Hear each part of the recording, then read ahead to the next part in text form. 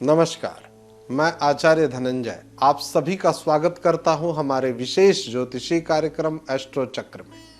आज हम लोग बात करेंगे हनुमान जी की उपासना के संबंध में। हनुमान जी की पूजा करते समय किन किन बातों का ध्यान रखना चाहिए और इसका सही नियम क्या है।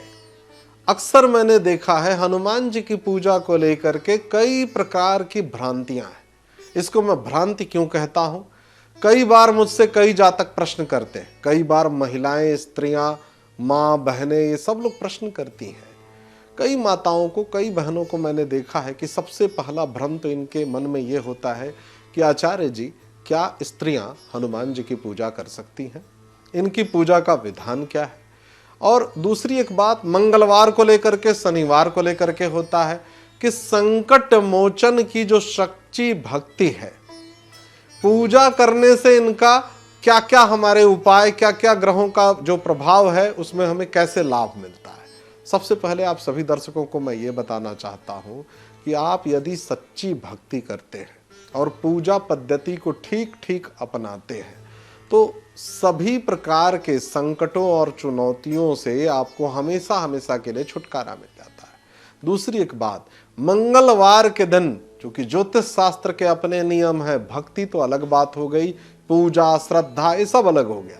जब बात आती है उपाय की, तो जब हम पंचांग की बात करते हैं, ज्योतिष शास्त्र के नियमों की बात करते हैं, तो जिन जिन वारों के स्वामी हनुमान जी हैं, मंगलवार और शनिवार, ये दो वार ऐसे हैं जिनका स्वामित्व बजरंग बली को ही है। और यदि इन दो दिनों में विशेष रूप से मंगलवार को मैं कहूंगा, अब मंगल की जब बात आती है तो ज्योतिष शास्त्र में दो राशियां जिनके स्वामी मंगल ग्रह हैं।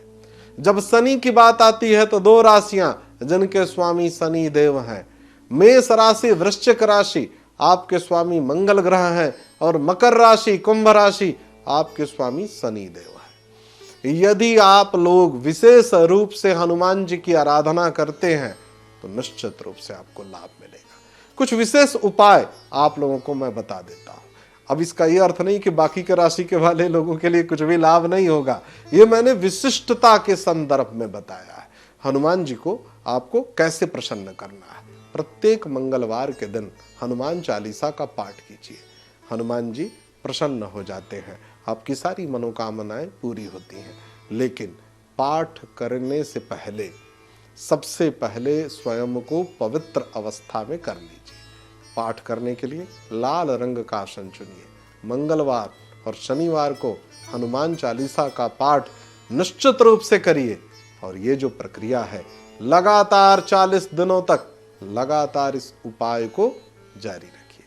इसके अलावा हर शनिवार और मंगलवार के दिन हनुमान मंदिर जाइए, उनके दर्शन करिए और गरीब, कमजोर, असहाय लोगों की मदद करिए। मदद को लेकर के भी कई प्रकार का भ्रम होता है जातकों में कि आचार्य जी ये दें कि ना दें, वो दें कि ना दें। देखिए इस समय ठंड का मौसम है, सबसे महत्वपूर्ण बात क्या है? कंबल दीजिए। ठंड से उनकी ठंड से रक्षा हो सके, ऊनी वस्त्र दान करिए। शनि की कृपा होगी, मंगल की कृपा होगी, हनुमान जी की विशिष्ट कृपा होगी। ऐसा करने से हनुमान जी प्रसन्न होंगे और आपके ऊपर पूर्ण रूप से कृपा बना करके रखेंगे। जो पूजा की विधि है उसको लेकर के भी कई प्रकार का भ्रम होता है। हनुमान जी की मूर्ति पर चमेली का तेल और सिंदूर चढ़ाना चाहिए और इन दिनों में तामसिक भोजन, मद्यपान, शराब के सेवन से बचना चाहिए। ऐसी प्रक्रिया में मैं एक बात और जोड़ना चाहता हूं, राम जी की भी कृपा आपको प्राप्त हो जाएगी। राम नाम का जप कीजिए। हनुमान जी की पूजा में तुलसी जी के पत्ते का प्रयोग बहुत ही शुभ माना जाता है और हनुमान जी को लड्डू बड़ी प्रिय है, तो लड्डू का भोग जरूर लगाइए। पूजा का समापन आरती से करिए। बस ये छोटे छोटी सी बातों को आपको ध्यान रखना है। अंत में प्रार्थना जरूर करिए, आपकी सारी मनोकामनाओं को हनुमान जी अपनी कृपा से पूरा करेंगे। आज के कार्यक्रम में इतना ही। आप सभी दर्शकों का बहुत बहुत धन्यवाद। नमस्कार।